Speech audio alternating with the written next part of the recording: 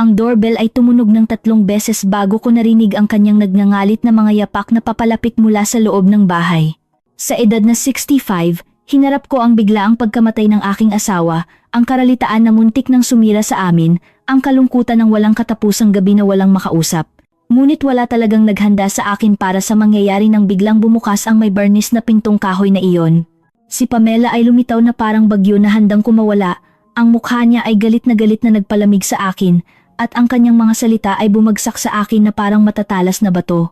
Huwag na ulit, sabi ko na ang linggo ay araw ng pahinga.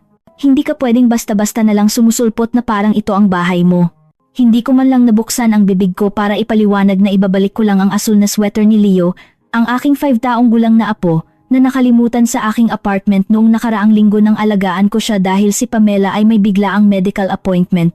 Walang pagkakataon para sa salita, para sa paghingi ng tawad, para sa paglilinaw, para sa anumang bagay na makapagpapalambot sa sandali. Nakita ko lang kung paano lalong nangibabaw ang galit sa kanyang mukha na naipon sa loob ng maraming taon, kung paano itinulak ng kanyang mga kamay ang pinto ng may labis na puwersa, at kung paano ang aking anak na si Tomas, ang nag-iisa kong anak, ang bata na pinalaki ko mag-isa sa loob ng 38 taon, ay nanatiling walang kibo sa sopa sa sala, nakatitig sa telebisyon ng may pekeng pagtuon, na parang hindi ako umiiral, na parang hindi ako ang kanyang ina na nakatayo sa bukana, na hinuhusgahan ng publiko. Ang portazo ay umalingaw-ngaw sa buong kapitbahayan ng may ingay na tila yumanig sa buong universo. Ang asul na sweater na may dinosaur prints ay nahulog mula sa aking nanginginig na mga kamay at natapon sa hagdanan sa harap bilang ebidensya ng aking pampublikong kahihiyan, bilang patunay na kahit ang pagbabalik ng nakalimutang damit ng aking apo ay hindi sapat upang maging karapat-dapat sa pangunahing kagandahang asal. 2 kapitbahay na maingat na nagdidilig ng kanilang mga hardin sa harap ay lumingon upang pagmasdan ang eksena ng may halong morbid curiosity at hindi komportableng awa na inilalaan ng mga tao para sa matatanda na naghihirap sa publiko. Isang babae na nakasuot ng kanyang pinakapresentableng pangsimba na damit, nakatayo sa harap ng isang pinto na kakasarado lang ng marahas, na may mga luha na nagsisimulang dumaloy sa kanyang mga pisngi, na may bakas ng 55 taon ng buhay. Ngunit bago ako magpatuloy, nais kong magbigay sa iyo ng isang napaka-espesyal na imbitasyon, mag-subscribe sa channel at iwanan ang iyong like. Nakakatulong ito sa akin na makita na sinusuportahan mo ako at nag-enjoy ka sa aking mga kwento. At magkomento ka sa ibaba kung saang lungsod ka nanonood sa amin. Ngayon, magpatuloy tayo. Lumakad ako ng 4 na bloke patungo sa aking apartment nang hindi ko talaga nakikita ang anumang nakapaligid sa akin. Ang mga luha ay ganap na nagpapalabo sa aking paningin, ngunit higit pa rito, parang ang buong mundo ay naging malabo at hindi totoo, na parang naglalakad ako sa isang bangungot na hindi ako makagising. Ang aking mga paa ay gumagalaw dahil sa purong muscle memory, isang hakbang pagkatapos ng isa pa sa pamilyar na sidewalk, habang ang aking isip ay paulit-ulit na inuulit ang mga nakakalason na salitang iyon. Wag na ulit, na para bang ang presensya ko ay isang plage, isang hindi matiis na abala na kailangang alisin sa anumang halaga. Kailan eksakto ako naging ganap na kontrabida sa sarili kong kuwento ng anak, sinubukan kong desperadong alalahanin ang eksaktong sandali kung kailan nagbago ang lahat ng hindi na mababawi. Marahil ito ay unti-unti, napakabagal at hindi napapansin kaya hindi ko napansin hanggang sa huli na upang baligtarin ang pinsala. O marahil may isang tiyak na sandali, isang maling salita na binigkas ng walang masamang intensyon, isang maling pagkakaunawaan na kilos na nagbago sa pagmamahal ng ina sa nakakalason na resentment ng hindi ko alam. Nang sa wakas ay dumating ako sa aking apartment sa 2 palapag, umakyat sa hagdan ng may mga binti na halos hindi ako masuportahan.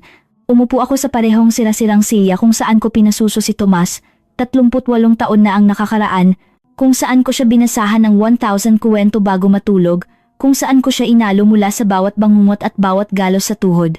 Ang mga pader ay ganap na natatakpan ng mga frame photographs na ngayon ay nakatingin sa akin bilang tahimik na mga saksi ng aking napakalaking pagkabigo bilang isang ina.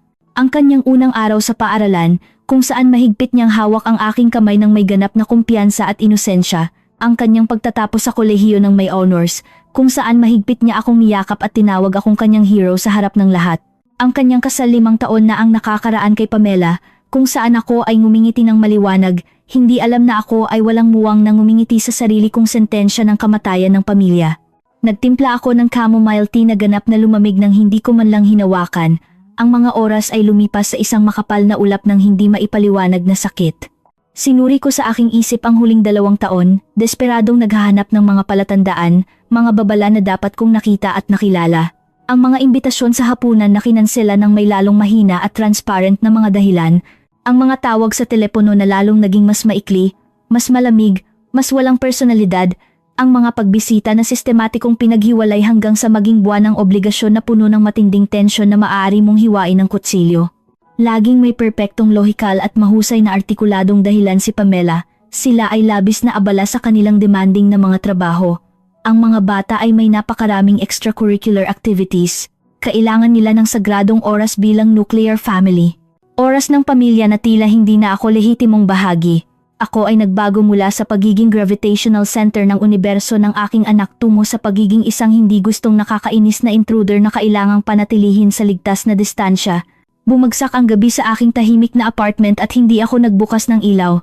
Nanatili akong nakaupo sa ganap na dilim, nararamdaman kung paano dahan-dahang nagbabago ang matinding sakit sa ibang bagay, isang bagay na mas malamig at mas matigas galit marahil, o simpleng existential exhaustion ng 38 taon ng pagbibigay ng lahat at pagtanggap ng isang brutal na portaso bilang pangwakas at tiyak na bayad.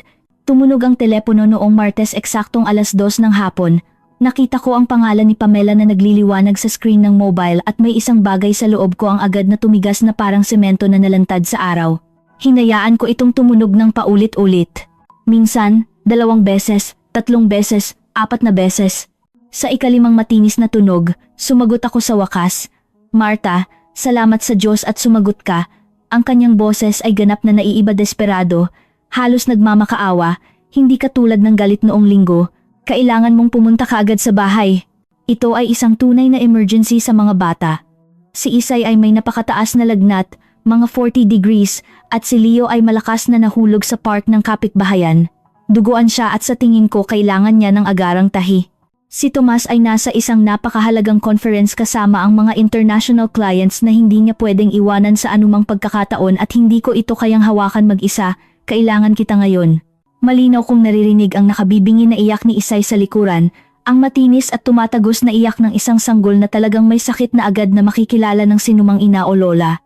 Naririnig ko si Leo na humihikbi sa pagitan ng paghinga, tinatawag ang abu, mga luha ng sakit at takot. Ang puso ko bilang isang lola ay masakit na kinurot sa aking dibdib, na parang may pumipisil dito ng may kamao na bakal. Bawat fiber ng aking pagkatao, bawat maternal at lola instinct na nilinang sa loob ng mga dekada, ay sumisigaw na tumakbo ako doon nang hindi nag-iisip. Nakalimutan ko ang portazo noong linggo, naunahin ko ang aking inosenteng mga apo. Ngunit pagkatapos ay malinaw kong naalala ang kanyang mukha na galit, ang kanyang nakakalason at sinadyang malupit na mga salita, ang pinto na marahas na nagsasara sa aking matandang mukha, ang mga kapitbahay na nakatingin ng may awa, ang aking anak na hindi tumayo mula sa pesteng sopa. Hindi ako ipinagtanggol, hindi man lang ako tiningnan. 38 taon ng napakalaking sakripisyo na tinatrato na parang walang halaga. Hindi, mariin kong sinabi, ang aking boses ay kakaiba na parang nagmula sa ibang tao, matatag, tiyak, hindi matitinag. Ano Marta? Hindi mo naiintindihan ang kalubhaan, ito ay talagang seryoso. Ganap kong naiintindihan ang sitwasyon. Noong linggo, ginawa mong napakalinaw sa isang portaso na narinig ng buong kapitbahayan na ang araw ng pahinga mo ay sagrado at hindi malalabag. Well, Pamela, Martes ay araw ng pahinga ko rin. At ang aking dignidad ay sagrado rin, at ibinaba ko ang telepono. Ang katahimikan na sumunod ay ganap, halos nakabibingi sa tindi nito. Tiningnan ko ang telepono sa aking kulubot na kamay na parang isa itong kakaibang bagay na hindi ko pa nakita. Katatapos ko lang gumawa ng isang bagay na ganap na hindi maiisip para sa sinumang lola. Katatapos ko lang tanggihan ng agarang tulong sa aking manugang nang kailangan ako ng aking inosenteng mga apo. Anong uri ng nakakatakot na tao ang gumagawa niyan? Anong uri ng lola ang naglalagay ng kanyang nasaktang pagmamataas sa ibabaw ng nagdurusang maliliit na bata? Ang telepono ay tumunog muli ng paulit-ulit, 5 tawag na sunod-sunod ng walang tigil. Hindi ako sumagot ng anuman. 7 text messages ang dumating ng mabilis. Hindi ko binasa ang anuman. Sa wakas, pinatay ko ang telepono at inilagay ito sa isang drawer ng desk na nilagyan ko ng susi. Nagtimpla ako ng isa pang tsaa. Dahan-dahan ko itong ininom, nilalasap ang bawat mapait na paghigop, at umupo ako sa tabi ng bintana upang panoorin kung paano pininturahan ng araw ng hapon ang kalangitan ng nag-aapoy na orange at melancholic purple. Wala akong naramdamang kahit isang atomo ng kasiyahan. Wala akong naramdamang anumang tagumpay. Naramdaman ko lang ang isang malaki at madilim na kawalan, kung saan dating umiral ang walang kondisyong pagmamahal, at isang nagpapahirap na tanong na magpapahirap sa akin sa loob ng sumunod na mga linggo. Katatapos ko lang bang gawin ang ganap na tama o katatapos ko lang bang tumawid sa isang moral na linya na walang posibleng pagbabalik? Kabanata 2, Mga Multo ng Nakaraan.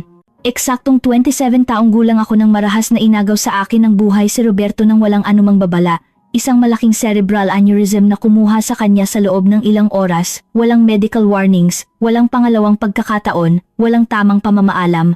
Naaalala ko nang may ganap na perpektong photographic clarity ang ordinaryong umaga na iyon ng Marso. Dahan-dahan niyang hinalikan ang aking noo habang naghahanda ako ng almusal. Mapaglaro niyang ginulo ang suwail na buhok ni Tomas na 2 taong gulang pa lang.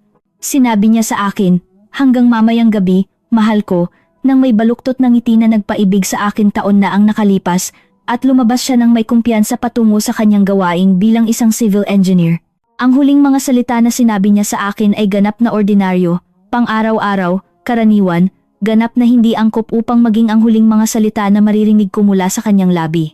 Hindi na siya naglakad pabalik sa pintuang iyon. Sa halip, 2 pulis na nakauniporme ang kumatok ng alas, 4 ng hapon na may mga ekspresyon na professionally controlled, na nagsasabi na ang lahat bago pa man sila magbukas ng bibig upang bigkasin ang mga nakakapinsalang salita. Naaalala ko na naisip ko ng ganap na absurd at irrational na dapat ko silang alukin ng kape habang ipinapaliwanag nila sa akin ng may teknikal na bukabularyong medikal na ang aking asawa ay biglang nag-collapse sa kanyang opisina, na dinala siya sa pinakamalapit na ospital, na ginawa ng mga specialist na doktor ang lahat ng posibleng gawin ng tao. Ang lahat ng posibleng gawin ng tao ay hindi kailanman sapat kapag ang bulag na tadhana ay nagpasya na kumuha ng isang tao.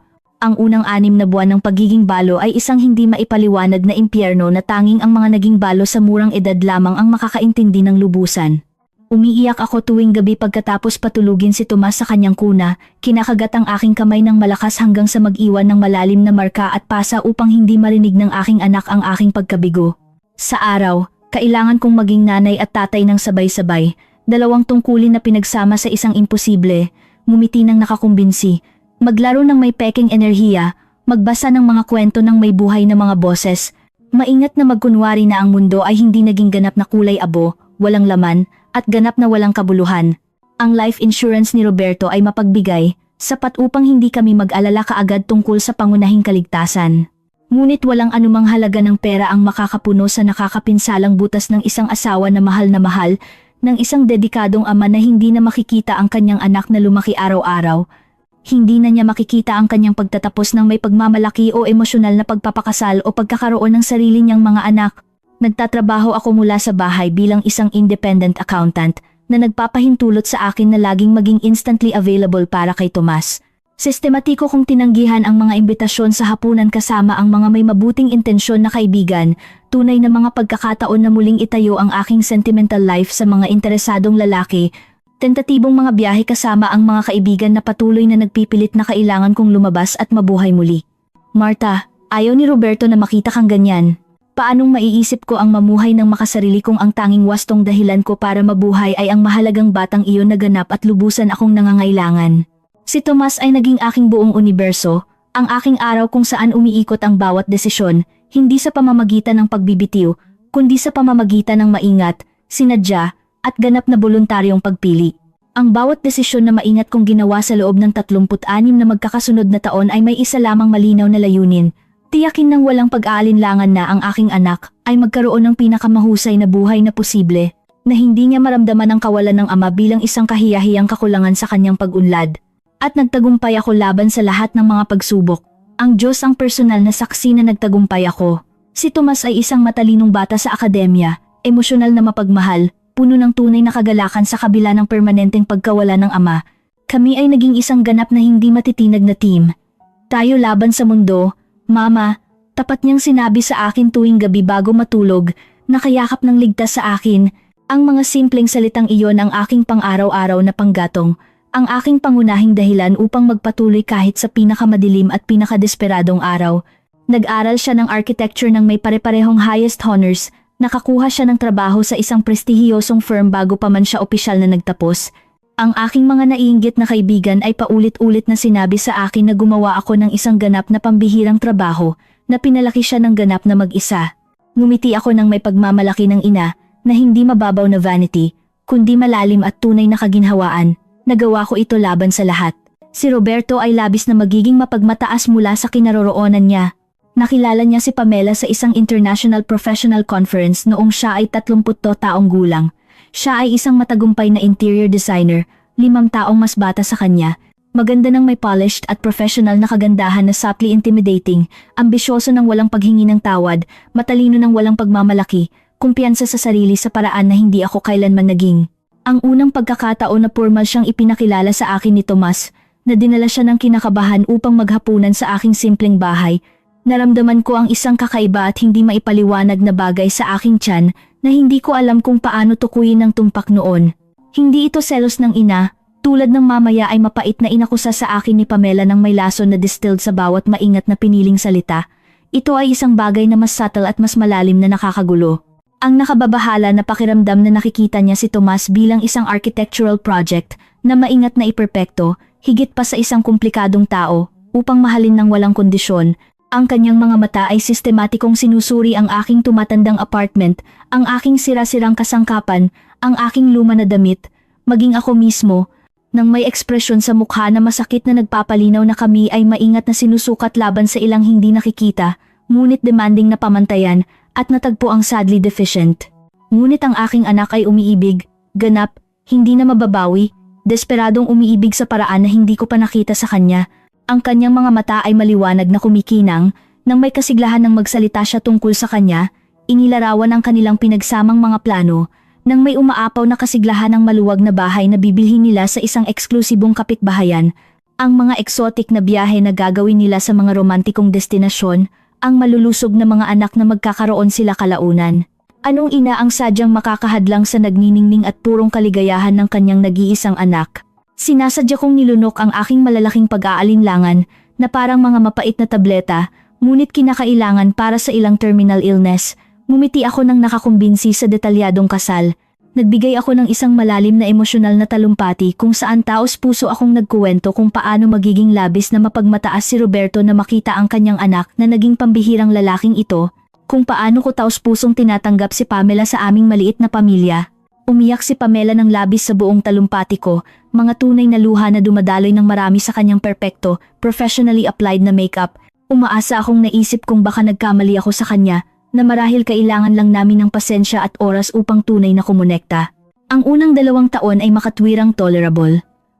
Si Pamela ay superficially polite sa akin, laging formal na tama, bagamat hindi kailanman tunay na mainit. Mayroong isang calculated at sinusukat na distansya sa bawat pakikipag-ugnayan na parang nagpapanatili siya ng hindi nakikitang mga pader, ngunit matibay na itinayo sa pagitan namin ng sinasadya. Nang ipanganak si Leo sa wakas, ang aking mahalagang unang apo, naramdaman ko ang isang pagsabog ng pagmamahal na napakatindi at nakakabigla na naisip kong optimistang natagpuan na namin ni Pamela ang isang tunay at malaking punto ng emosyonal na koneksyon. Nag-alok ako ng voluntaryo upang tumulong ng mapagbigay. Mayroon akong napakahalagang at praktikal na karanasan. Matagumpay akong nagpalaki ng isang anak ng ganap na mag-isa. Alam ko nang lubusan ang lahat ng mga trick upang pakalmahin ang kolik sa gabi, upang makatulog siya ng tuloy-tuloy, upang makaligtas sa brutal na kawalan ng tulog. Ngunit tuwing maingat akong nag-aalok ng isang may mabuting intensyon na payo o isang maliit na praktikal na tulong batay sa karanasan, ngumingiti si Pamela ng may labi na nakakuyom sa isang manipis at tense na linya at sinasabi ng may maingat na kontroladong boses, "Salamat Martha, ngunit mayroon kaming sarili naming personal na pamamaraan, marami kaming nasaliksik." Ang kanyang sinadyang pagbibigay diin sa sarili naming pamamaraan ay isang matibay na pader na gawa sa tisa na sapli na nakabalat kayo bilang mga salita na tila edukado.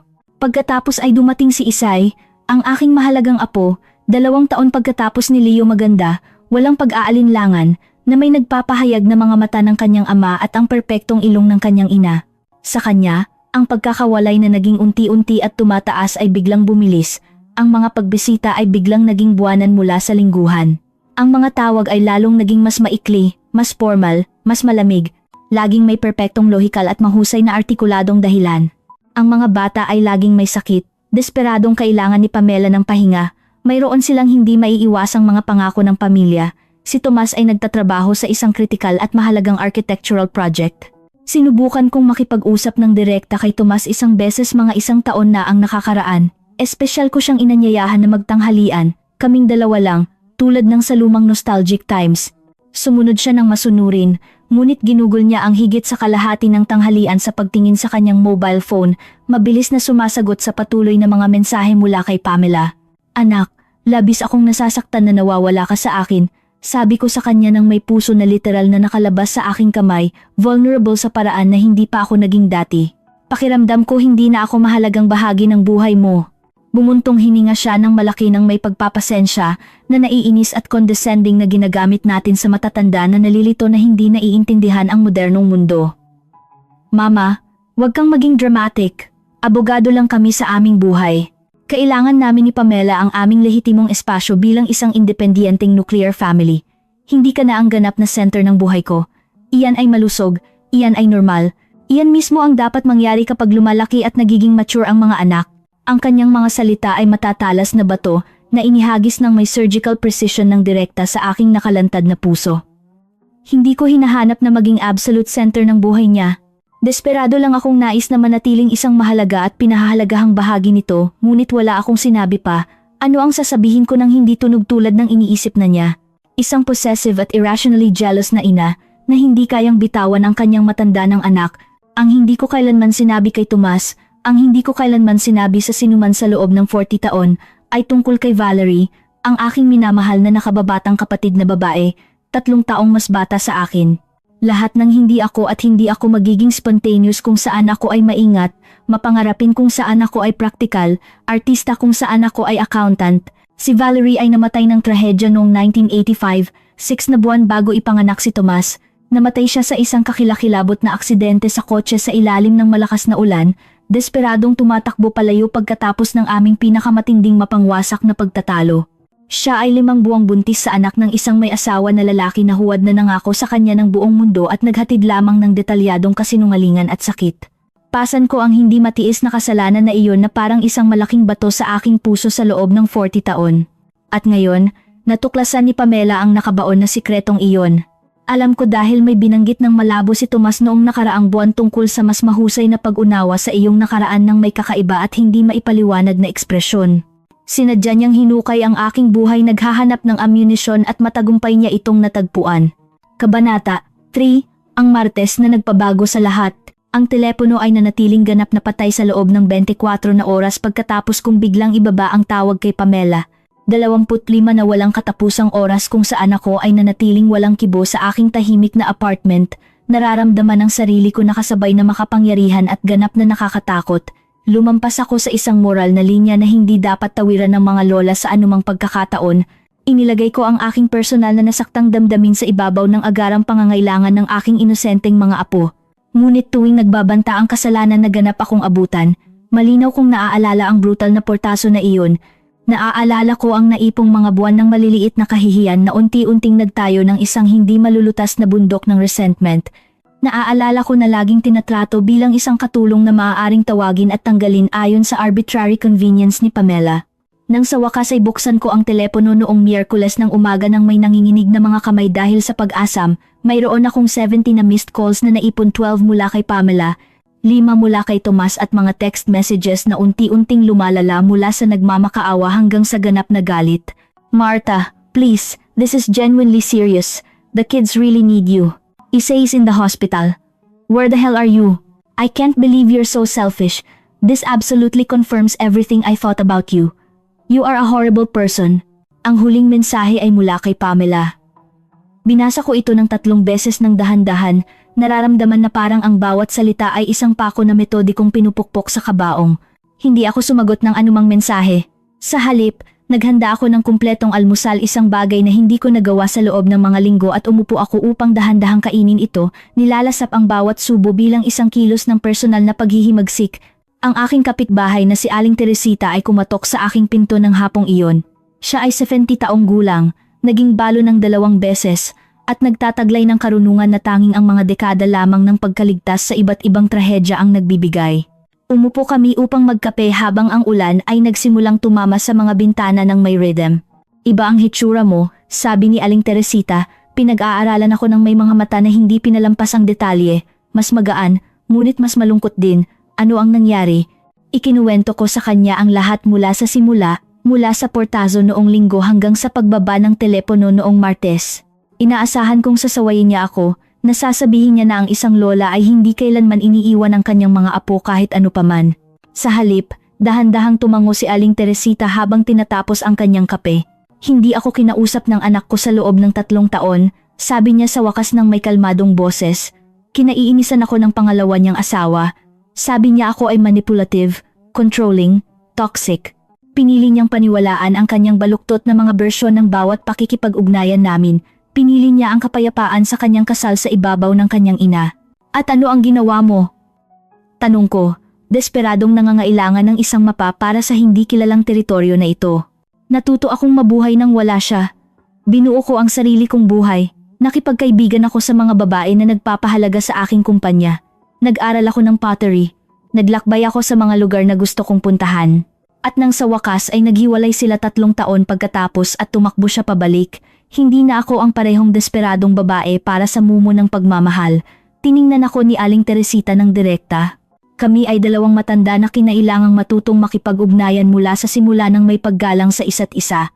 Sa pagkakataong ito, si Tomas ang lumabas sa aking pinto noong Huwebes ng gabi ng walang paunawa. Mukha siyang masama, malalim na eyebags, gusot na damit, isang ekspresyon ng pagod na higit pa sa kakulangan ng tulog. Pinapasok ko siya ng walang sinasabi. Si Isay, ayos na siya, sabi niya sa wakas, mabigat lang na ear infection. Masaya ako, taos puso kong sagot. Si Leo ay nangailangan lang ng 3 tahi sa tuhod. Mabuti. Ang katahimikan ay kumalat ng hindi komportable. Kinuha ni Tomas ang kanyang mga kamay ng kinakabahan. Galit na galit si Pamela sa iyo, sabi niya sa wakas. Sabi niya pinapatunayan nito na ikaw ay laging makasarili, sabi niya. At ano ang iniisip mo, Tomas? Hindi ko alam kung ano ang iisipin, pero kailangan kong ayusin ito. Ang pamilya ko ay gumuho at ikaw ay bahagi ng problema. Ako ang bahagi ng problema. Hindi, ang asawa mo na sumara ng pinto sa aking mukha. Nagsimula ako sa gitna ng pagkabigo, ngunit pinigilan ko ang sarili ko. Hindi na, wala nang pagtatalo. Hindi ako ang bahagi ng problema. Sabi ko, pinapanatili ang aking boses na kalmado. Nasa ospital ka kasama ang iyong anak na may sirang braso, at hindi ka sumasagot sa akin dahil abala ako sa paggawa ng buhay na hindi umiikot sa paligid mo. Kung ang pamilya ay gumuho, ito ay dahil sa pundasyon na itinatag ninyong dalawa. Hindi dahil ako ay nagpasya na magsimulang bumuo ng isang bagong buhay. Kabanata 4, pagsilang muli sa edad na 6 sa 5. Ang mga klase sa watercolor ay nagaganap tuwing Martes at Huwebes ng hapon. Kami ay 8 babae, lahat ay may mga kwento ng pagkawala. Ang instructor na si Ma'am Elena ay 58 taong gulang at muling inimbento ang sarili bilang isang artista pagkatapos ng isang mapangwasak na diborsyo. Ang pintura ay hindi nagsisinungaling, sabi ni Ma'am Elena. Kung galit ka, lalabas iyon sa mga brush strokes. Ang aking unang mga pintura ay mga kalamidad ng madilim na kulay. Pinagmasdan sila ni Ma'am Elena ng walang paghuhusga. May maraming sakit dyan. Hayaan mo itong lumabas. Sa book club, nakilala ko sina Tita Elena at Tita Sofia. Si Tita Elena ay balo tulad ko, ngunit kumuha ng ibang landas. Naglakbay siya ng mag-isa sa mundo na may backpack. Hindi kailanman nagpakasal o nagkaanak si Tita Sofia. Sinasabi sa iyo ng lipunan na ang isang babae na walang asawa at walang anak ay hindi kumpleto, sabi ni Tita Sofia, ngunit ako ang pinakakumpletong tao na kilala ko. Nagpatuloy ang mga tawag ni Tomas. Nag-ipon ang mga mensahe. Mama, this is ridiculous. Pamela says your behavior confirms she's always been manipulative. The kids are asking for you. Hindi ako sumagot ng anuman. Bawat mensahe ay nagpapatunay na hindi na ako nakikita ng aking anak bilang isang tao na may wastong damdamin. Isang Sabado ng hapon, habang naglalakad ako sa park, nakita ko si Pamela kasama ang mga bata. Nagtago ako sa likod ng isang puno, kinaiinisan ang sarili ko dahil sa karuwagan. Pinagmasdan ko ang aking mga apo mula sa malayo, nararamdaman kung paano nag-uugnay ang pagmamahal at sakit. Tigilan mo na ang pagpaparusa sa sarili mo, sabi ni Tita Sofia, na lumabas sa likod ko. Sinisira mo ang sarili mo sa loob. Sila ang aking mga apo, bulong ko. Alam ko, ngunit minamahal mo rin ang sarili mo ngayon, hindi ba? Tumayo si Tita Sofia sa tabi ko. Alam mo ba kung ano ang problema mo? Binuo mo ang iyong buong identidad sa pagiging ina. 3 buwan pagkatapos ng Portazo, Nag-volunteer ako sa ospital, nagbabasa sa matatandang pasyente. Isang 87 taong gulang na ginang na nagngangalang Lola Fernandez na may Alzheimer's ang nagkakamali sa akin bilang kanyang anak. Sa wakas dumating ka, sabi niya nang may ginhawa. Akala ko nakalimutan mo na ako. Isang Martes, habang nagbabasa ako kay Lola Fernandez, may nakita akong nagpalamig sa aking dugo. Pumasok si Tomas sa emergency room, dala-dala si Leo sa kanyang mga braso. Umiiyak si Leo nang walang pag-alo, ang kaliwang braso niya ay nasa isang hindi natural na anggulo. Kabanata 5. Ang krisis. Ang instinct ay mas malakas kaysa sa 3 buwan ng mga limitasyon. Tumakbo ako patungo sa kanila, una akong nakita ni Leo. Abu, si Abu, masakit talaga. Tiningnan ako ni Tomas nang may ginhawa at kahihiyan. Mama, nahulog siya sa swing. Sa tingin namin nabali ang braso niya. Si Pamela ay kasama ni Isay na may lagnat na naman at hindi ko alam kung ano ang gagawin. Ang lahat ng iba pa ay hindi na mahalaga. Si Leo ay lumundag mula sa mga braso ni Tomas patungo sa akin. Ayos lang, mahal ko, bulong ko sa kanya. Narito si Abu. Ang sumunod na 4 na oras ay x-rays, doktor, at casting procedures. Nanatili ako kay Leo sa buong oras. Si Tomas ay nakaupo sa tabi ko, nanginginig. Hindi ko kailanman naramdaman na napakawalang kwenta. Pag-amin niya, si Pamela ang laging humahawak sa mga krisis na ito, ngunit ngayon, nang nahulog si Leo, bigla siyang nag-collapse. Nagsimula siyang umiyak ng hysterically. Nag-collapse? Literal na hindi siya makapag-isip, hindi gumagana, umiiyak si Isay, duguan si Leo, at si Pamela ay umupo sa sahig at nagsimulang sumigaw na hindi na niya kaya. Kinailangan kong dalhin si Leo ng mag-isa. Natakot ako. Nakita ko ang aking anak hindi bilang ang lalaki na nag-iwan sa akin, kundi bilang ang natatakot na bata na siya noon. Bago ako magpatuloy, sabihin mo sa akin dito sa mga komento kung ano ang iniisip mo sa kuwentong ito hanggang ngayon at kung ano ang gagawin mo sa kanyang kalagayan. Huwag kang aalis sa video dahil ang susunod na bahagi ay magpapataas ng balahibo mo. Si Leo ay nanatili sa akin ng gabing iyon. Pagkatapos umalis ni Tomas, pinatulog ko si Leo sa aking kama, pinalibutan siya ng mga unan.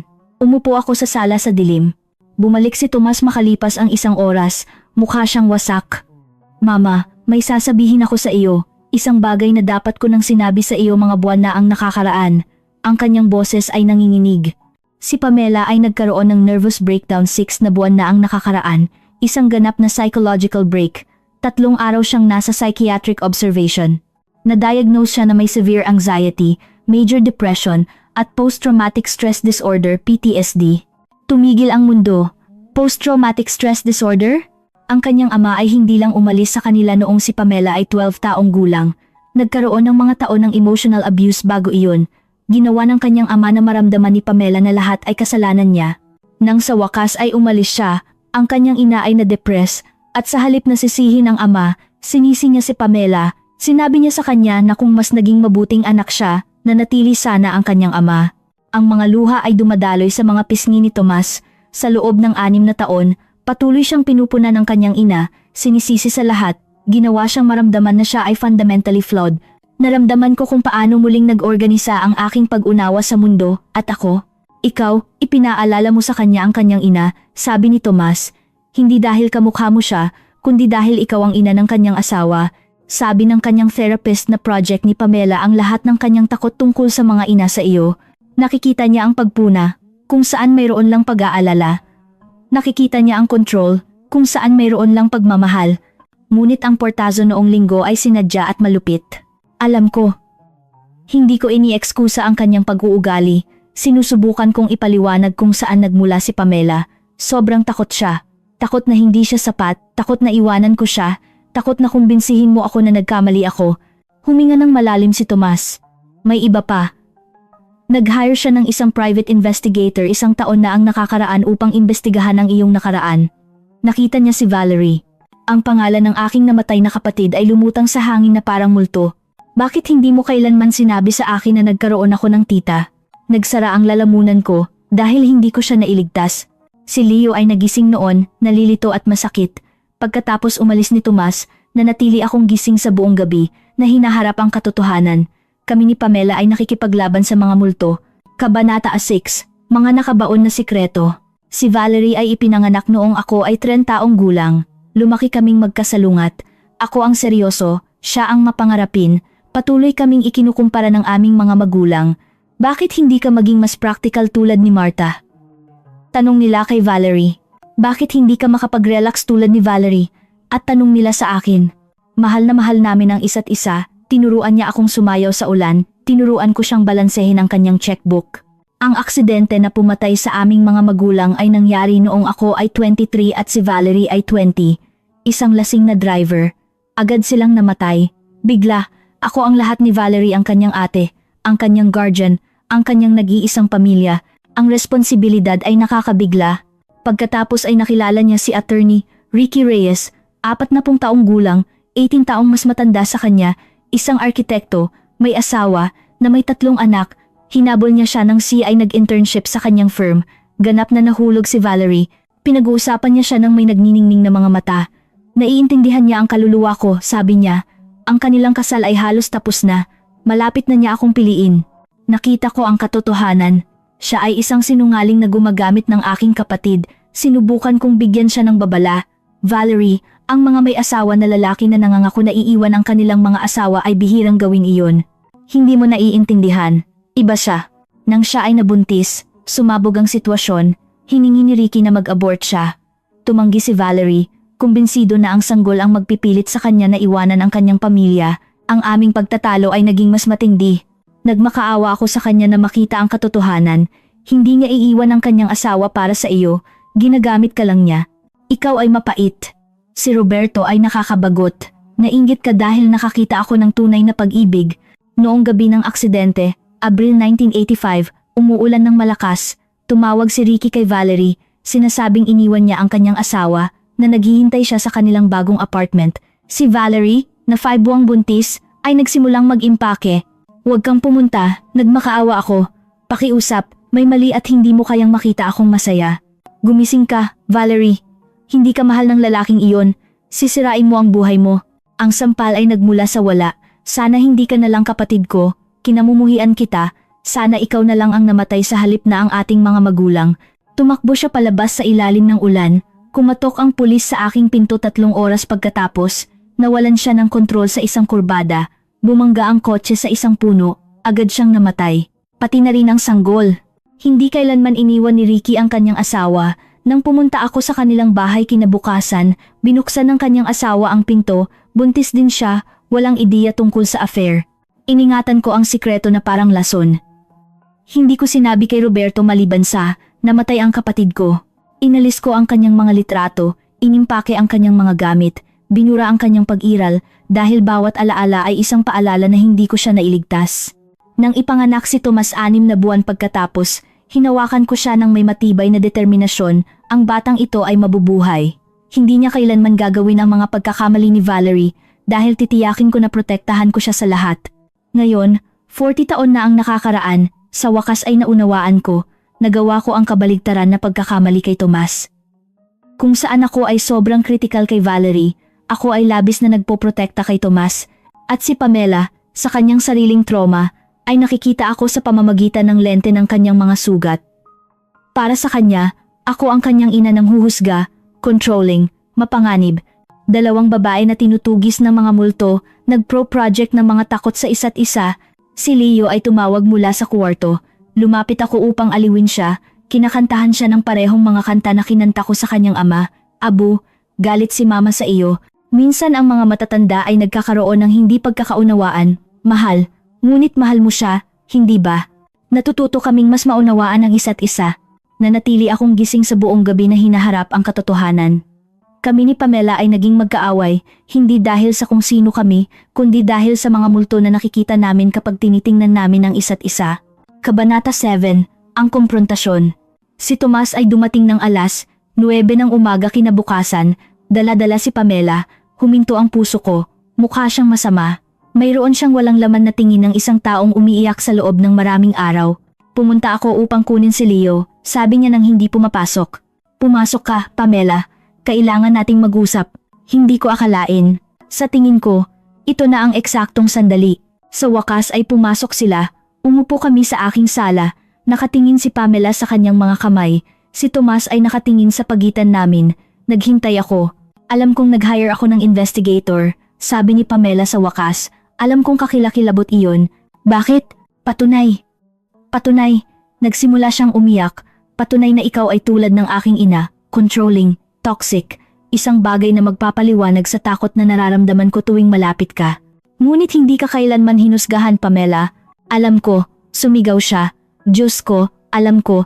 Sinasabi sa akin ng therapist ko na nag-pro-project ako, na hindi ikaw ang aking ina, na tuwing nag-aalok ka ng tulong, naririnig ko ang pagpunad dahil iyon ang ginawa ng aking ina. Tinakpan niya ang kanyang mukha, umiiyak. Nang nalaman ko ang tungkol kay Valerie, naisip ko, ayan na, controlling siya, sinira niya ang buhay ng kapatid niya. Ngunit sinabi sa akin ng therapist ko na basahin ang kumpletong report. Si Valerie ay gumawa ng masamang desisyon at sinubukan mo siyang iligtas tulad ng gagawin ng sinumang kapatid. Ngunit binaluktot ko iyon upang kumpirmahin ang aking mga takot. Ikinuwento niya ang lahat. Ang kanyang ama, na ginawa siyang responsable para sa kanyang kalungkutan. Ang kanyang ina, na ginawang pagpuna ang bawat pakikipag-ugnayan. Nang magpakasal ako kay Tomas, natakot na makita mo ang aking mga fracture at sasabihin mo sa kanya na nagkamali siya. Kaya nagtayo ako ng mga pader, at tuwing susubukan mong lumapit, nakikita ko itong isang atake. Nagsalita si Tomas. Kung gayon, nabigo ako sa inyong dalawa. Sinubukan kong panatilihin ang kapayapaan sa pamamagitan ng pagiging neutral, ngunit ang aking neutrality ay nagpapatunay sa iyo, Pamela. Tuwing hindi kita kinorekta ng ikaw ay malupit, kinukumpirma ko na tama ka. Dapat kitang ipinagtanggol, Mama. Noong linggo nang isara niya ang pinto, dapat sinabi ko, hindi, siya ang aking ina at karapat-dapat siya sa paggalang. Ang katahimikan ay iba na ngayon processing. Pamela, sabi ko sa wakas, hindi ako ang iyong ina at hindi ikaw si Valerie. Pinasan ko ang 40 taon ng kasalanan, ngunit ang totoo ay si Valerie ay gumawa ng sarili niyang mga desisyon. Hindi ko siya pinatay at hindi mo ginawa na umalis ang iyong ama. Lumapit ako pasulong. At ang ginawa ko ang pagbaba ng telepono noong Martes, hindi iyon paghihiganti. Iyon ay sa wakas ay nagsasabing, karapat-dapat ako sa paggalang. Hindi ako maaaring tawagin lamang kapag ako ay kapakipakinabang. Hindi iyon pamilya. Tumango si Pamela, umiiyak. Alam ko at patawad sa lahat. Lumuhod siya sa harap ko. Maaari ba nating subukang magsimulang muli? Tunay na kilalanin ng isa't isa sa pagkakataong ito. Hinawakan ko ang kanyang mga kamay. Maaari nating subukan, ngunit ang pagpapatawad ay isang proseso, hindi isang pangyayari. Magkakaroon ng mga araw kung saan maaalala ko ang portazo na iyon. Kailangan kong maging patient ka. Ipinapangako ko. Yumakap kami habang pinagmamasdan ni Tomas ng may malalim na ginhawa. Si Leo ay lumabas noon. Mami, bakit ka umiiyak? Lumuhod si Pamela, dahil minsan ang mga matatanda ay umiiyak kapag masaya sila, mahal. Inaayos namin ni Abu ang mga bagay na nasira. Tulad ng braso ko. Eksakto tulad ng braso mo, sabi ko. Minsan ang mga bagay ay nasisira, ngunit sa paglipas ng panahon, maaari silang gumaling. Hindi ito fairy tale ending, ito ay simula pa lamang ng isang bagay na bago at hindi tiyak. Kabanata 8, ang halaga ng dignidad. Ang sumunod na 6 na buwan ay parang pag-aaral ng isang bagong wika. Nagsimulang pumunta si Pamela sa aking mga klase sa pagpipinta tuwing Martes. Sa simula ay labis na hindi komportable, ngunit inutusan kami ni Ma'am Elena na magtrabaho sa isang pinagsamang mural ng 4 na seasons. Ang sining ay hindi nagsisinungaling, ulit ni Ma'am Elena. Ipintura ninyo ang inyong katotohanan. Dahan-dahan, sa pagitan ng mga kulay at debate kung dapat bang orange o golden ang taglagas, nagsimula kaming mag-usap ng totoo. Ikinuwento sa akin ni Pamela ang tungkol sa kanyang pagkabata na kalimutang mga kaarawan, binabaliwalang mga tagumpay, mga komento tungkol sa kanyang timbang. Hindi kailanman sapat, sabi niya. Hindi mahalaga kung gaano perpekto ang aking mga grado, laging may mali, at nang umalis si Papa, kinumpirma nito na kasalanan ko. Ikinuwento ko sa kanya ang tungkol kay Valerie sa mga detalye na hindi ko kailanman binigkas kung paano ako secretly nainggit sa kanya, kung paano kami ikinumpara ng aming mga magulang, kung paano pinatunayan ng kanyang kamatayan ang aking pinakamasamang takot tungkol sa pagbitaw sa control. Nang sinubukan kitang iligtas, inamin ko, hindi lang ito altruism, ito rin ay ego. Kung siya ay masisira sa pagiging impulsive, nangangahulugan ito na ang aking paraan ay tama. Tumigil sa pagpinta si Pamela. Kaya labis mong pinrotektahan si Tomas? Eksakto.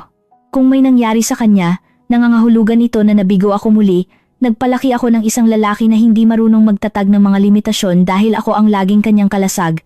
Kaming dalawa ay nakikipaglaban sa mga multo, sabi ni Pamela. Nakikipaglaban ako sa aking ina, ngunit ginamit ko ang mukha mo, nakikipaglaban ka sa kasalanan, ngunit ginamit mo ang aking pangangailangan para sa kalayaan. Ang aming moral ay nabuo, bawat panel ay naglalaman ng mga elemento ng aming dalawa, ang aking kontroladong brushstrokes ay humahalo sa kanyang mas malaya. Ang resulta ay isang bagay na wala sa aming dalawa ang makakagawa ng mag-isa. Si Tomas ay nag-therapy din. Lumabas na ang mga taon ng pagiging perpekto ay sumira sa kanya. Nagkaroon siya ng isa pang collapse 6 na linggo pagkatapos, sa bahay, sa harap ni Pamela at ng mga bata.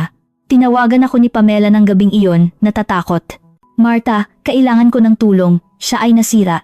Agad akong pumunta.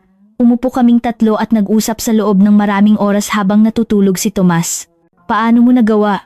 Tanong ni Pamela sa akin. Paano ka nagpalaki ng anak ng mag-isa habang pinoproseso ang iyong sakit? Hindi ko pinroseso, inilibing ko.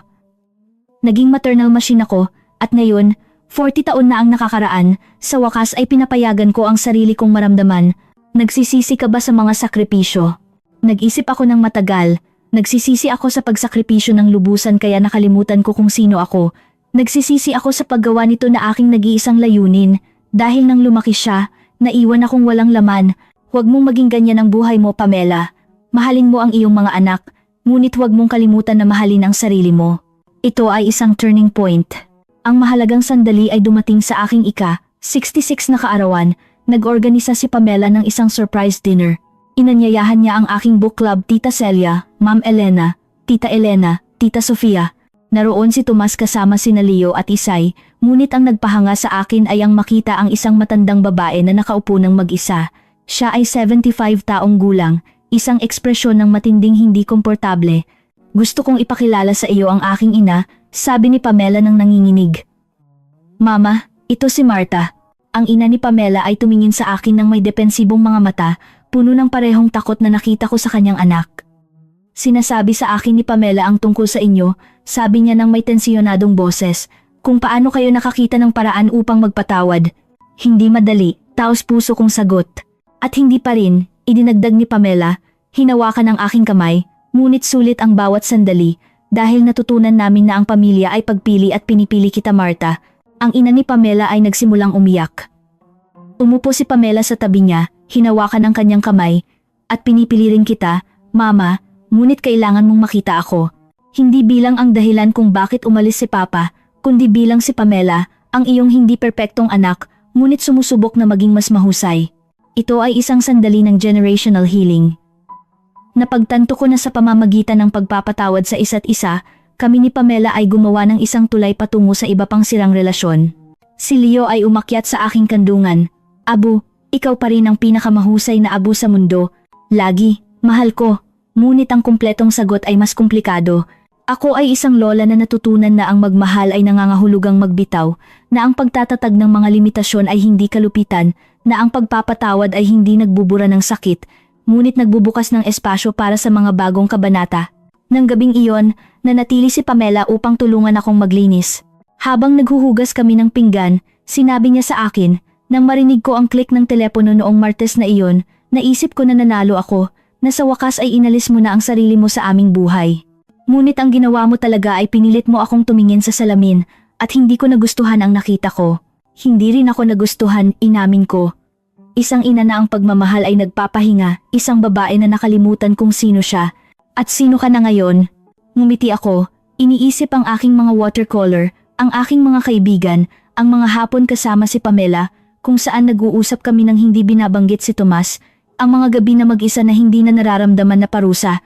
Inaalam ko pa rin, sa edad na 66, sa wakas ay nakikilala ko si Marta, at nagugustuhan ko ang babaeng iyon. Niyakap namin ang isa't isa sa aking kusina, isang tunay na yakap, walang takot, dalawang babae lang na lumaban sa mga multo at pinili na maging allies. Ang doorbell na tumunog noong linggo na iyon ay nagsara ng isang pinto, ngunit ang aking tugon, ang click ng telepono na iyon, ay nagbukas ng iba. Hindi ito paghihiganti, ito ay dignidad. Ito ay ang pagsasabi, karapat-dapat ako sa paggalang at paghawak dito. Ang pagmamataas ay may halaga, ngunit ang dignidad din. At sa pagtingin sa buhay na binuo ko, ang mga pagkakaibigan, ang pagiging creative, ang matapat na relasyon na lumalabas kay Pamela, ang aking anak na natututo ng authenticity, alam ko na nabayaran ko ang tamang halaga. Dahil minsan, ang pinakamalaking kilos ng pagmamahal ay ang pagtanggi na tumanggap ng mas mababa sa pagmamahal na nararapat sa iyo. Ito ay ang tumayo sa iyong katotohanan at magsabi, ito ang ako, ito ang kailangan ko at hindi ako hihingi ng tawad sa pag-iral. Kumatok ako sa pinto ng bahay ng aking anak ngayong linggo ng umaga at sa isang sandali, ang aking katawan ay kusang naninigas sa muscle memory ng trauma. 3 taon na ang nakalipas mula noong portazo na nagpabago sa lahat, ngunit ang ilang sugat ay nagiiwan ng mga pilat na pinalalambot ng oras ng hindi ganap na nabubura. Ang aking kamay ay nanginginig pa rin ng bahagya ng pindutin ko ang pindutan. Bumukas ang pinto. Naroon si Pamela na may buhok na nakatali sa isang magulo na ponytail, mga mantsa ng pintura sa kanyang lumang t-shirt, at isang tunay na ngiti na hindi na nangangailangan ng pagsisikap upang mabuo. Martha, dumating ka sa tamang oras, sabi niya, binubuksan ang pinto upang papasukin ako. Ang mga bata ay tinatapos ang iyong birthday card. Babala, mayroon itong maraming glitter at nagpilit si Leo na gamitin ang lahat ng kulay ng bahaghari ng sabay-sabay. Pumasok ako sa isang bahay na naamoy sa bagong lutong kape at sunog na pancakes. Si Isay, na ngayon ay 5 taong gulang, ay tumakbo patungo sa akin nang may nakabukas na mga braso, sumisigaw ng abo. Nang may purong kasiglahan na tanging ang maliliit na bata lamang ang nagtataglay, binuhat ko siya. Mas mahirap na ngayon na ako ay 68 taong gulang, ngunit tumanggi akong aminin iyon at niyakap ko siya ng mahigpit sa aking dibdib. Dala mo ba ang mga pintura mo? Nagmamadaling tanong ni Isay. Sabi ni Mami ngayon ay magpipinta tayo ng hardin ng magkasama. Nasa bag ko, kinumpirma ko, at ang kanyang mukha ay lumiwanag sa tunay na kagalakan. Si Leo ay lumabas mula sa kusina ngayon ay 8 taong gulang at nakakagulat na matangkad na may hawak na card na talagang natatakpan ng sapat na glitter upang makipagkompetensya sa isang Las Vegas show. Abu, tingnan mo, sabi niya. Happy birthday sa pinakamahusay na abu sa known universe. Nilagyan ko ng known dahil sabi ni Papa na laging kailangang maging tumpak sa siyentipikong paraan. Tumawa ako, nararamdaman kung paano nagbabanta ang mga luha, ngunit ito ay mga luha ng kagalakan sa pagkakataong ito, hindi sakit. Ito ay perpekto. Ito ang pinakatumpak na card na natanggap ko sa aking buhay. Si Tomas ay lumabas mula sa study, sinara ang kanyang laptop, isang bagay na hindi niya kailanman gagawin 3 taon na ang nakakaraan, nagbago rin siya. Mas naroroon, mas aware, mas handang magtatag ng malusog na mga limitasyon pareho sa kanyang trabaho at sa mga tao sa kanyang buhay. Ang kanyang therapy ay nagbago sa kanya sa mga paraan na patuloy na nagpapamangha sa akin. Mama, sabi niya, niyakap ako ng may buong yakap na ibinibigay niya noong bata pa siya at unti-unti naming nabawi. Happy birthday! 68 taon ng pagiging pambihira. 68 taon ng paggawa ng pagkakamali at pagkatuto mula sa kanila, magiliw kong kinorekta. Ito ay isang bagay na natutunan ko sa loob ng 3 taong ito. Ang kahalagahan ng emotional precision na huwag pagandahin ang katotohanan kahit sa mga papuri. Si Pamela ay muling lumabas na may tray ng kape at kung ano ang mukhang pancakes na nailigtas mula sa kanilang unang pagkasunog. Sinubukan kong gawin ang recipe mo, Martha. Hindi sila naging eksaktong tulad ng sa iyo, ngunit nakakain naman, karamihan. Tumawa kami ng magkasama at may kadalian sa tawa na iyon na masipag na binuo sa loob ng 3 taon ng martes ng pagpipinta, matapat na pag-uusap, at paminsan-minsang family therapy. Kami ni Pamela ay hindi kailanman magiging matalik na kaibigan. Ang aming mga personalidad ay masyadong magkaiba, ang aming mga kwento ay masyadong komplikado, ngunit kami ay isang bagay na marahil ay mas mahalaga. Kami ay sadyang pinili na pamilya, araw-araw. Alam mo, sabi ni Pamela habang umuupo kami sa mesa, ang mga bata ay distracted na sa kanilang syrup-covered pancakes. Tinawagan ako ng aking ina kahapon. Tiningnan ko siya ng may tunay na interes.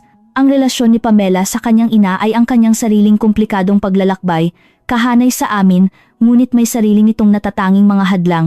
Gusto niyang bumisita sa amin sa susunod na buwan, sabi niya nag-therapy din siya, na gusto niyang subukang kilalanin ako ng totoo. Nag-pause si Pamela, ang kanyang mga mata ay naghahanap sa akin. Sinabi ko sa kanya na oo, ngunit sinabi ko rin sa kanya na kailangan niyang igalang ang mga limitasyon na ang mga bagay ay magiging iba sa pagkakataong ito.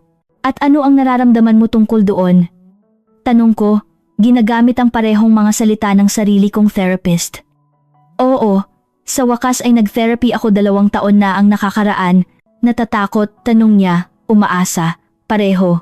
Ngumiti si Pamela ng may vulnerability na natutunan niyang ipakita, ngunit tinuruan mo ako ng isang mahalagang bagay, Martha.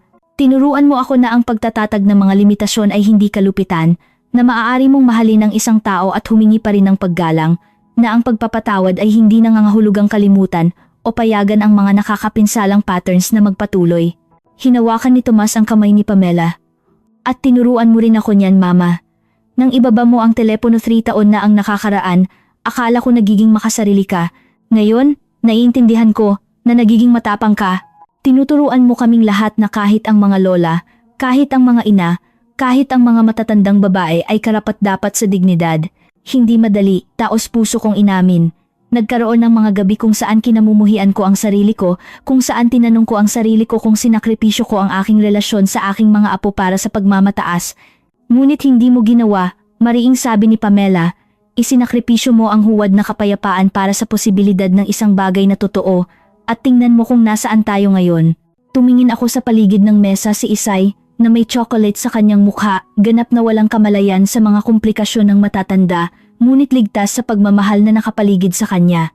Si Leo na sinusuri ang kanyang card upang matiyak na hindi mahuhulog ang glitter.